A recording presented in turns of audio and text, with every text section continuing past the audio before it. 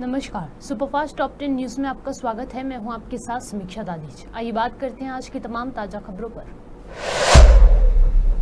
आम आदमी पार्टी के विधायक अमानतुल्लाह खान के आवास पर ईडी की छापेमारी पर आप नेता संजय सिंह ने कहा कि भले ही सुप्रीम कोर्ट से ईडी को बार बार लताड़ मिल रही हो, बावजूद इसके आज आम आदमी पार्टी के विधायक अमानतुल्लाह खान के आवास पर ईडी सुबह सुबह छापा मारने पहुंच गई।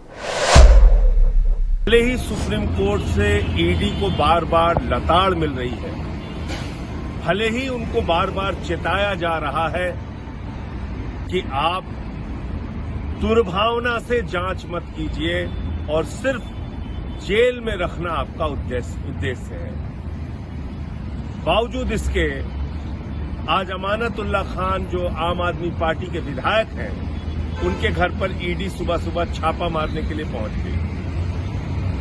ऐसे वक्त में जब उनकी मदर इन लॉ को कैंसर हुआ है, उनका ऑपरेशन हुआ है, और ऐसा नहीं कि ईडी को इस बात की जानकारी नहीं है। अमानतुल्लाह खान के वकील ने बाकायदा लिखकर उनसे समय मांगा कि उनकी सासू मां की तबीयत खराब है, कैंसर हुआ है, ऑपरेशन हुआ है, उनको कुछ दिन के लिए आप समय दे दें। ये मामला क्या है, ये आपके लिए जानना बहुत जरूरी है।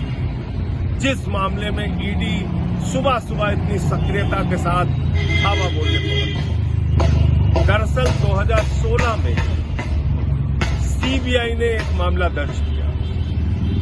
6 साल की लंबी जांच के बाद सीबीआई ने कहा अमानतुल्लाह खान ने कोई रिश्वतखोरी नहीं की, किसी भी प्रकार का आर्थिक अपराध नहीं किया,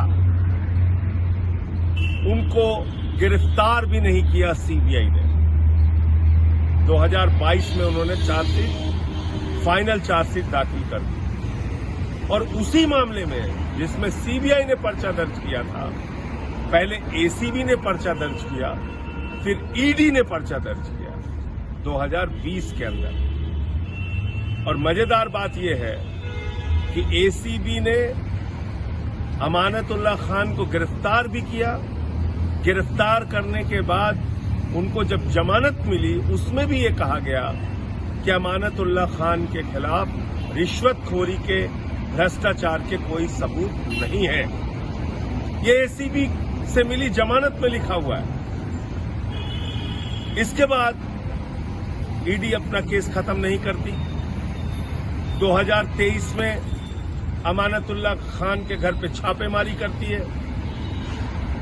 ईडी ने अपने दफ्तर में बुला के 13 घंटे तक अमानतुल्लाह खान से पूछताछ की, और आज उसी मामले में 2016 के मामले में आज फिर धावा देने के लिए ईडी पहुंच गई है। आप लोगों को शर्म नहीं आती?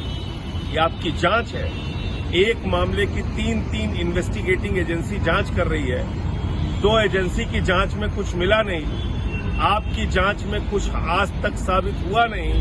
पहले 13 घंटे की पूछताछ कर चुके हो, उसके बाद आपने घर पे पहले भी एक बार छापेमारी कर ली है, फिर दोबारा चुनाव के ठीक पहले दिल्ली के अंदर आप दिल्ली का माहौल बिगाड़ने के लिए बीजेपी के हथियार के तौर पे इस्तेमाल हो रहे हो। तो मैं समझता हूं कि ईडी वालों को अपनी कार्रवाई पर ध्यान देना चाहिए। सुप्रीम कोर्ट से बार बार तुम लोगों को लताड़ पड़ रही है, बावजूद इसके सिर्फ और सिर्फ मोदी के कठपुतली बन के रह गए हो।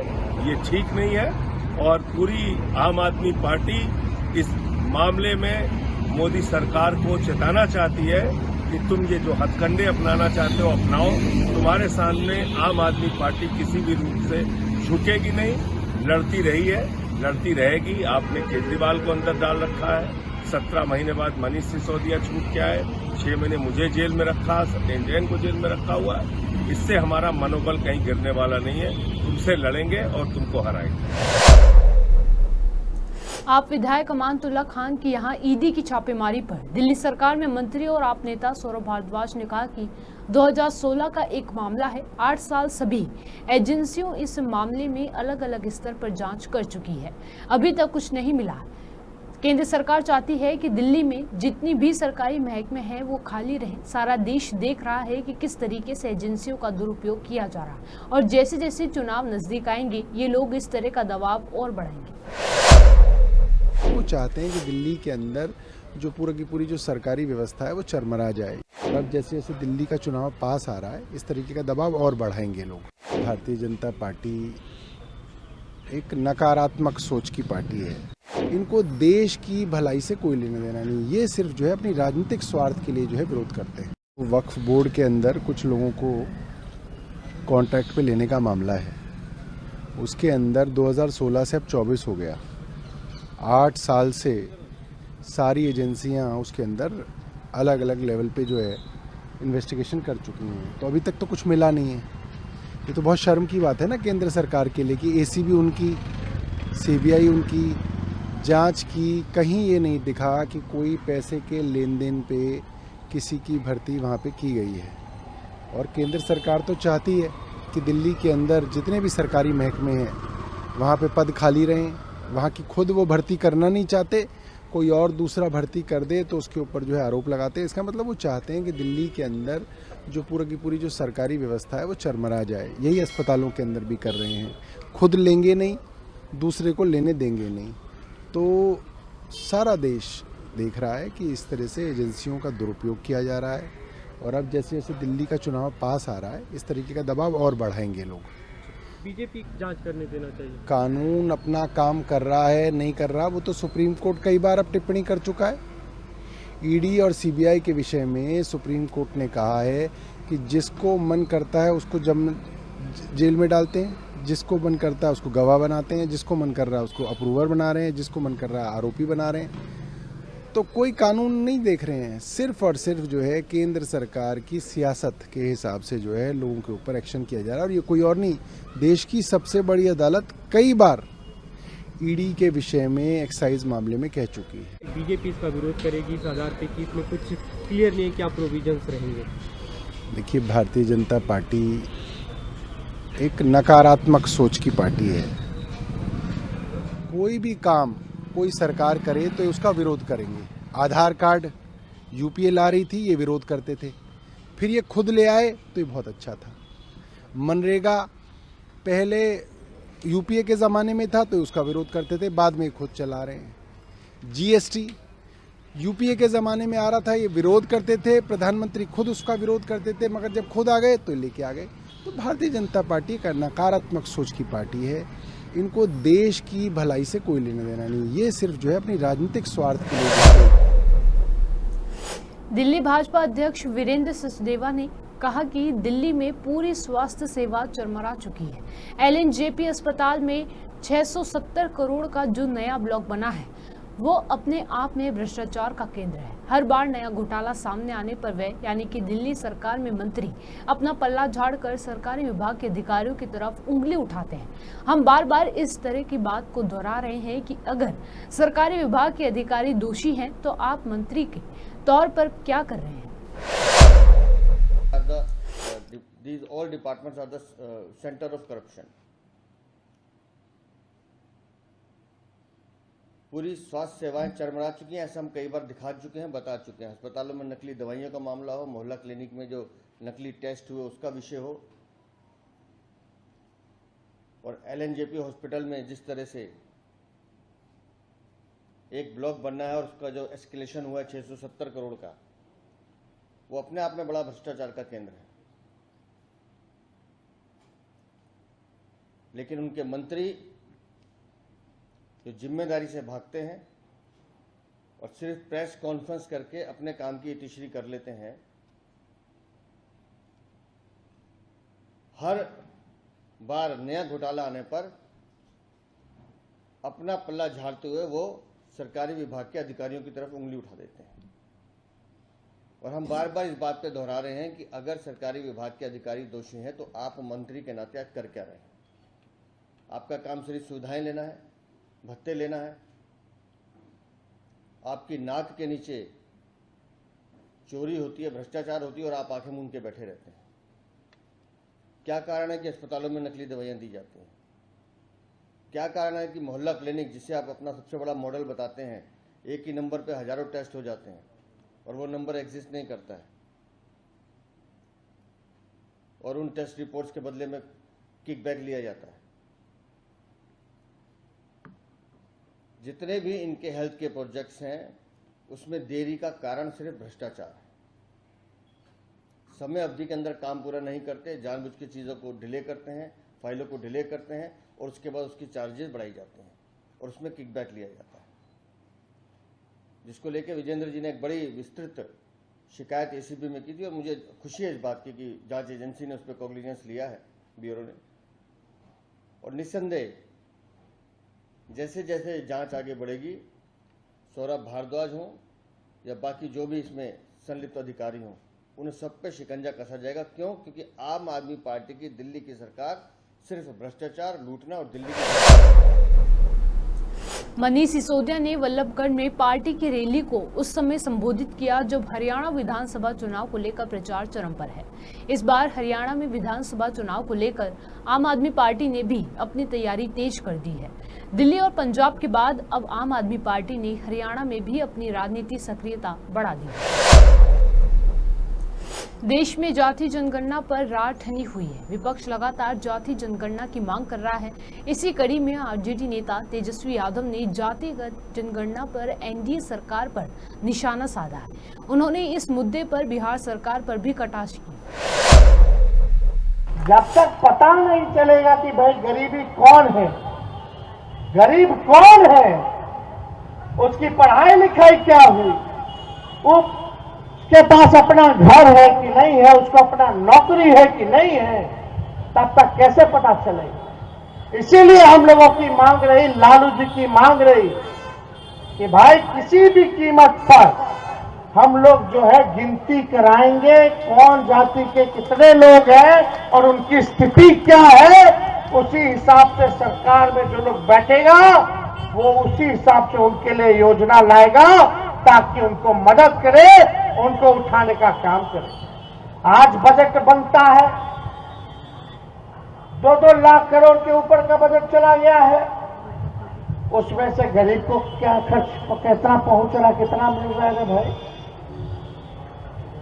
अभी उदय नारायण चौधरी जी ने कहा कि दलितों का जो है स्कॉलरशिप जो है खत्म कर दिया गया, छात्रवृत्ति खत्म कर दी गई, अति पिछड़ों का छात्रवृत्ति खत्म कर दिया गया। तो बात यह है हम लोगों को समझने की, जो सदियों से जो हम लोगों को गुलाम बनाए हुए हैं, जो मानसिक गुलामी देते हैं, आज उन्हीं लोगों को पीड़ा है कि भाई गिनती हो जाएगी तो सच्चाई सामने आ जाएगा। आदमी बीमार है, हड्डी टूटल है, तो डॉक्टर साहब के पास जाइएगा तो एक्सरे कराइएगा ना, पता चलेगा कि टूटल है कि सूजन है कि क्या है रे भाई। कराता है कि नहीं कराता है? तो वही ना बीमारी जो हम लोगों में है, जो गरीबी, उसका सच्चाई पता कराने का एक्सरे मशीन है जातीय जनगणना। जब तक बीमारी का पता नहीं चलेगा तब तक कैसे काम होगा, कैसे स्वस्थ रहेगा लोग, है कि नहीं। पेट में दर्द है, आप दे दीजिएगा सर दर्द का दवा तो काम चलेगा। इसमें बुझा जाएगा कि भाई पेट में किसको दर्द है, कौन लग रहा है, किसको जो है दिल का दिक्कत है, किसको लीवर का दिक्कत है, किसको फेफड़ा का दिक्कत है, इसमें सब बुझा जाएगा। इसीलिए हम लोगों ने देश में पहला ऐसा राज्य बना बिहार, जब हम 17 महीने उप मुख्यमंत्री रहे तो हम लोगों की लड़ाई थी, लालू जी सड़क से लेकर संसद तक लड़े, और हमको जब मौका मिला तो हम लोगों ने सबसे पहले बिहार में सरकार बनते ही जाति आधारित गणना हम लोगों ने कराने का काम किया। उसमें पता चला कि उच्च जाति के लोग इतने गरीब हैं, पिछड़े उनसे ज्यादा गरीब है, अति पिछड़े उनसे ज्यादा गरीब है, दलित उनसे ज्यादा गरीब है, अल्पसंख्यक गरीब है, और आदिवासी जो बिहार में है सबसे गरीब हमारी आदिवासी लोग हैं। ये सारा सच्चाई जो है उसमें पता चला।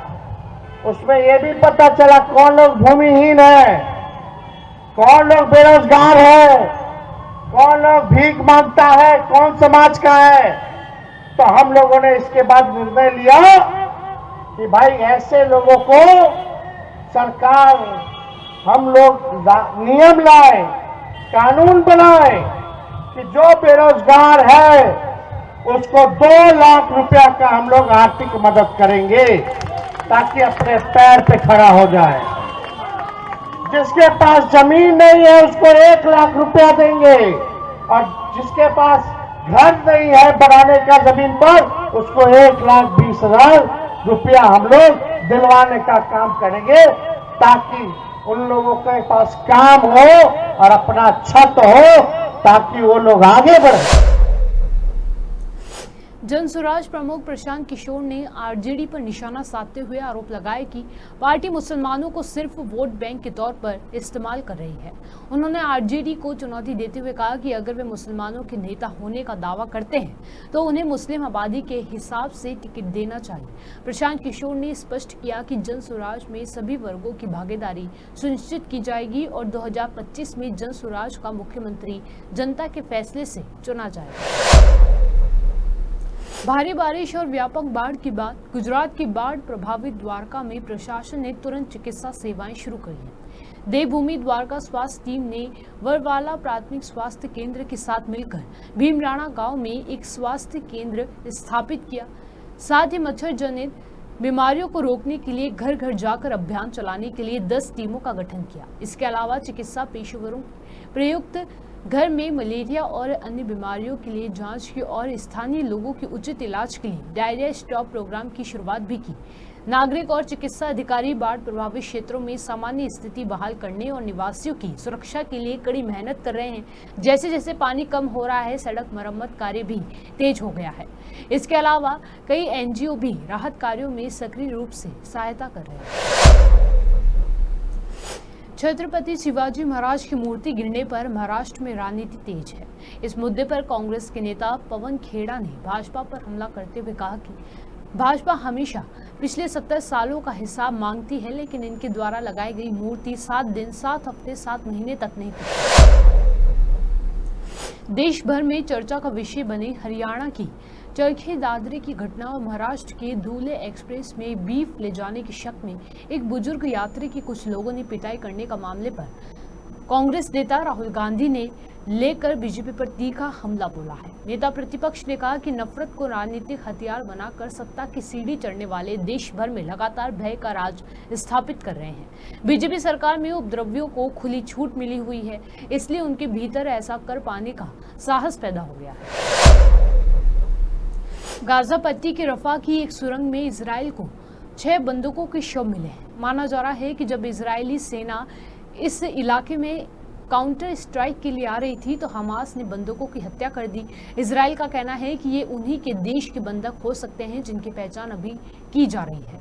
इजराइल ने इस बात की पुष्टि की है कि ये सभी लोग इमास के बंधक थे। सुपरफास्ट टॉप 10 न्यूज में आज के लिए सिर्फ इतना ही। देश और विदेश की तमाम बड़ी खबरों से जुड़े रहने के लिए देखते रहिए पॉपुलर टीवी। धन्यवाद।